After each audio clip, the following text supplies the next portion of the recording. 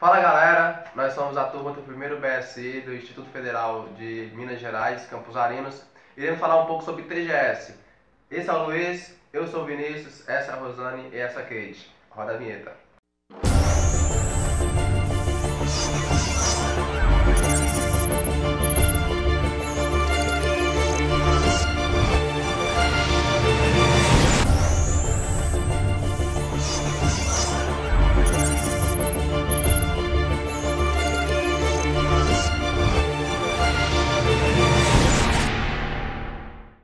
Bom pessoal, conforme já falado, iremos falar sobre teoria geral de sistema.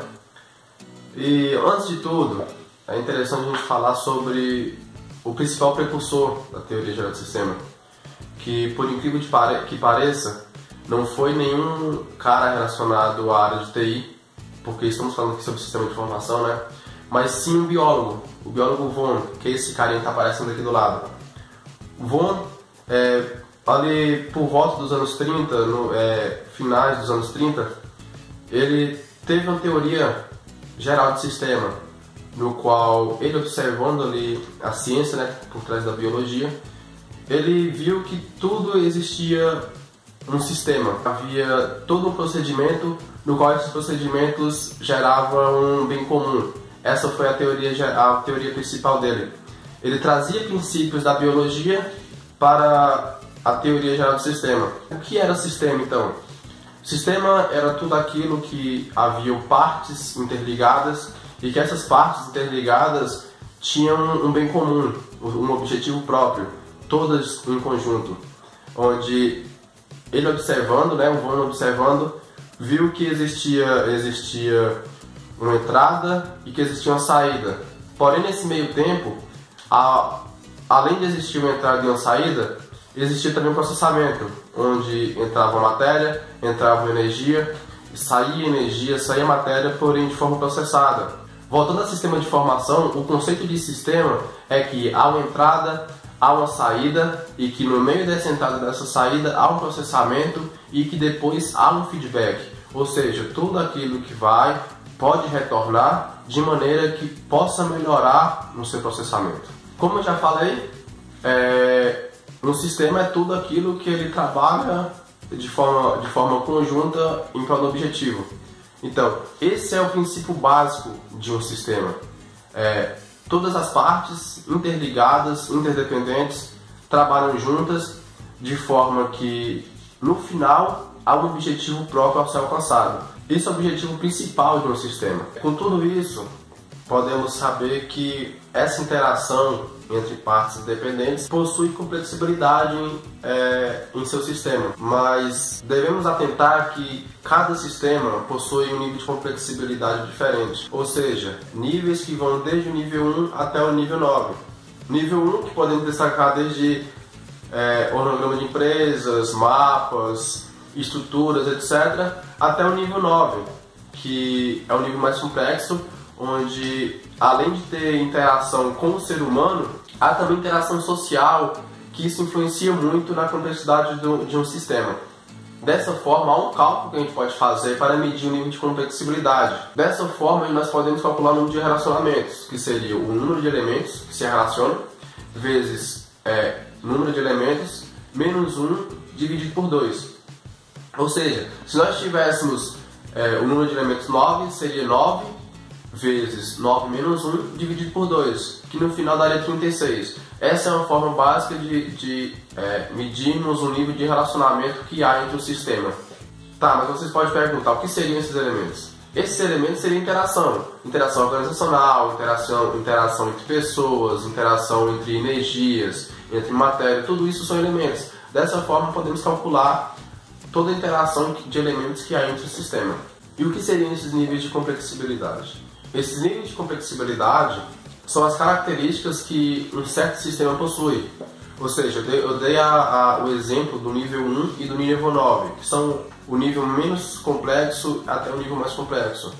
Onde o nível 1, eu citei exemplos aqui como mapa, como estrutura, no qual essas são características, ou seja, a característica de um mapa ali são traços, são coisas que são concretas, são níveis menos complexos. Até níveis mais complexos, como citei o nível 9, que as características vão além do ser humano. Não depende somente do ser humano, mas depende de todo um meio social. Ou seja, onde mais pessoas podem influenciar nesse sistema, que aí já eleva muito mais o nível de complexibilidade, onde que não depende somente de uma pessoa, mas de várias pessoas, de um grupo social de pessoas. O nível de complexibilidade ele é medido dessa forma, por essas características. As suas funções, as suas características, tudo isso influencia no nível de complexibilidade do sistema. Há uma frase muito interessante sobre esse nível de complexibilidade, é uma frase muito interessante que diz assim: sistemas têm propriedades emergentes que não possuem suas partes. Ou seja, se você dividir as partes de um sistema, como já falamos, um sistema é a interação entre partes, essa interação possui uma propriedade, possui um objetivo. Se você dividir essas partes, você não encontrará esse objetivo, porque a forma dela trabalhar produz esse objetivo. A interação entre todas as partes produz esse objetivo, ou seja, uma parte vai fazer uma coisa, outra parte vai fazer outra, tudo isso de forma sinérgica, no qual possa atingir um objetivo comum, mas se dividirmos essas propriedades, essas partes, sem interligação, não haverá essas propriedades emergentes que, como diz a frase. Outra frase interessante é que os sistemas eles possuem comportamentos probabilísticos e não determinísticos. Ou seja, probabilístico é que é provável que venha acontecer. Não é certo que isso aconteça. Agora, o determinístico é que aquilo é fato que vai acontecer, é concreto, é certo. Ou seja, o sistema ele pode nos ajudar a mostrar, ele pode prover que aquilo vai acontecer, mas nunca de forma concreta, de forma certa. Por isso, essa afirmação dessa frase. Ainda em relação ao sistema, podemos ainda dizer duas características de um sistema, que é um sistema abstrato e um sistema físico. O que seria? Abstrato é tudo aquilo que tem conceito, que tem ideia, mas porém não é físico, não é concreto, não é algo que se possa pegar. É algo que tenha somente ali na ideia e que você pode usufruir dela. Já o físico não. O físico ele também é um sistema, porém é um sistema no qual o próprio nome já diz, é físico. Ou seja, ele pode ser pego, ele pode ser visto por aquilo. Ele pode também, pelo fato dele ser físico, ele pode sofrer alterações pelo meio externo. Mas há uma relação entre os sistemas físicos e os sistemas abstratos. Por quê? Porque para existir um sistema abstrato é necessário que exista um sistema físico. Um sistema abstrato nunca vai ser criado de maneira sozinha. Um conceito, um sistema abstrato nunca vai ser utilizado sozinho. Para que haja um sistema abstrato é necessário que tenha também um sistema físico. Como mencionei, o sistema físico ele é aberto ao ambiente, ele sofre alteração com o ambiente. Mas o que significa isso? Existem mais outros dois conceitos na teoria geral do sistema, que há o sistema aberto e que há o sistema fechado. Ou seja, o aberto é todo aquele sistema onde ele sofre alteração com o meio externo. Ou seja, um exemplo, nós mesmos somos um sistema aberto, porque nós somos um sistema, o ser humano é um sistema, e esse sistema ele sofre alteração com o meio externo. Um exemplo prático dessa alteração são as doenças. As doenças elas são ocasionadas pelo meio externo. O meio externo influencia de grande forma para que venhamos nos adoecer. Mas também é um sistema fechado, ou seja, aquele sistema que não há ligação com o meio externo e por isso não sofre nenhuma alteração em suas características. Um exemplo disso é a matemática. A matemática é um sistema porque ela possui partes interdependentes. Essas partes juntas elas possuem um objetivo e que esses objetivos não há interação com o ambiente externo e por isso não há nenhuma interferência nesse sistema. Bom, na TGS o sistema, vou dar exemplo de algumas, como por exemplo a homeostasia, que é a capacidade que o sistema tem de voltar ao seu estado de equilíbrio. Ou seja, se tem alguma alteração, aquele sistema tem a capacidade de voltar ao seu estado de equilíbrio. Temos também a simbiose, que a simbiose é a relação necessária entre organismos diferentes. Temos também a sinergia, onde a sinergia é um conceito no qual a relação de todas as partes daquele sistema, trabalham de maneira melhor do que cada parte trabalhando de maneira individual, ou seja, o todo é maior que a soma das partes. Meio contraditório em relação à matemática, mas se formos parar para analisar no conceito de sistemas, é de fato, porque a relação de todos os conjuntos de forma igual, de maneira no qual esteja trabalhando uniformemente, é maior do que cada indivíduo, cada parte esteja trabalhando de maneira só. Também temos a redundância. A redundância é o estado em que o sistema contém objetivos supérfluos, ou seja, aqueles objetivos não têm grande importância, é supérfluo àquele sistema, não tem grande importância àquele sistema. Temos também a caixa preta. A caixa preta é um sistema onde não há interesse em desvendar seu interior. Não há o objetivo de ser desvendado, de saber o que tem ali naquele interior. E por último, o que estamos citando aqui, temos a entropia. A entropia, ele determina o grau de desordem de um sistema. Bom, no estudo de um sistema, quando nós formos analisar um sistema, é necessário que estejamos atentos para responder 3 questões mais relevantes, que seriam: aquele sistema que está sendo estudado pertence a qual sistema mais amplo? E quais são as características em que aquele sistema possui de grande relevância para o sistema mais amplo? A outra pergunta: qual outros sistemas contribui juntamente com ele? O sistema maior? Essas são perguntas que podemos fazer. A terceira pergunta também: quais sistemas menores que possuem conectividade com aquele sistema de estudo, que possuem interação com aquele sistema de estudo? Essas são 3 perguntas que são fundamentais para ser feitas na análise de um determinado sistema, na abordagem de um determinado sistema que iremos fazer posteriormente. E como estamos falando de teoria geral de sistema e somos do Instituto Federal do Norte de Minas Gerais, iremos fazer uma representação diagramática do sistema IFNMG, Campos Arinos, onde iremos abordar a abrangência do sistema Instituto Federal do Norte de Minas Gerais, Campos Arinos, em questão de cidades. Quais cidades que ela atua, quais cidades que participam desse sistema. Vocês podem analisar aí na tela que tem uns 5 círculos. Iremos colocar somente 5 para colocar alguns em IFNMG, como por exemplo o A, o B, o C, o D e o E. O A é o IFNMG Campos Arinos, no qual iremos falar. Temos também o B, que seria o de Januária, Campos Januária. O C, que seria o Campos Almenara. O D, Campos Montes Claros. E o E, Campos Salinas. Vocês veem em destaque aí mais 5 círculos dentro do círculo A, que é o Campos Arinos. A1, A2, A3, A4 e A5. Onde o A1, Arinos, A2, Chapada Gaúcha, A3 e Achinho, A4, Urucuia e A5, Uruana.